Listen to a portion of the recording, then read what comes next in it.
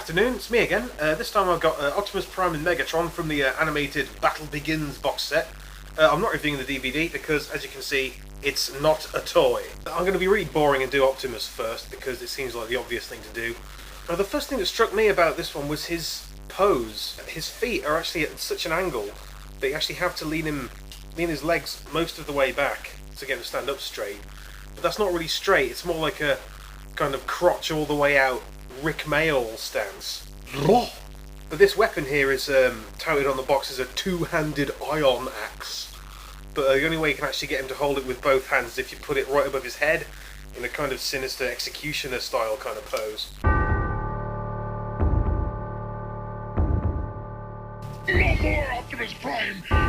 Grant me mercy, I beg of you!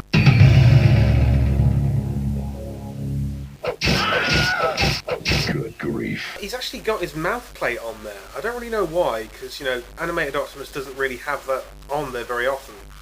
And he's also got all these daft kind of battle damage designs, like this black streak down the side here. The only reason I can think of for Hasbro including those is to make me want it less, so I'll buy one of the other 6 Optimuses in this range. But come on, I've already bought Optimus Prime several times. This must be at least my, 1, 2, 3, 4, 5, 6, 7, 8, 9, 10, 11, 12.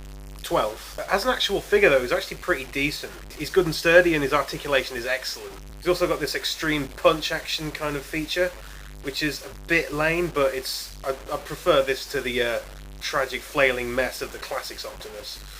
Also, his transformation is quite unusual, so pay attention, I'm not going to slow this down.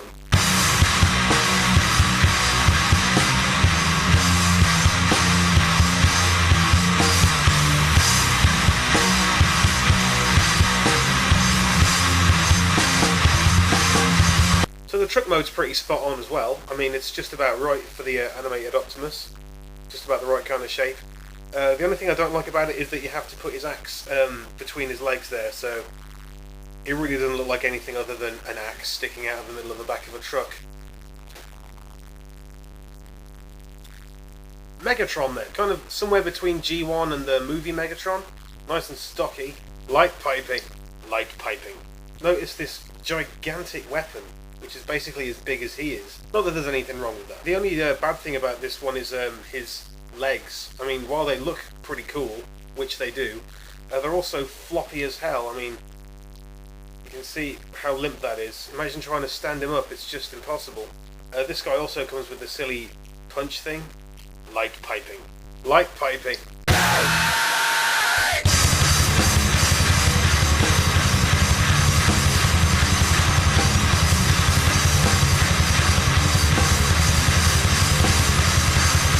Sadly, this is where Megatron really falls down, his vehicle mode. What is it?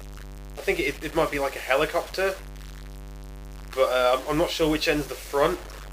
This must be the top, because if that's the top, then Megatron's face is still right there.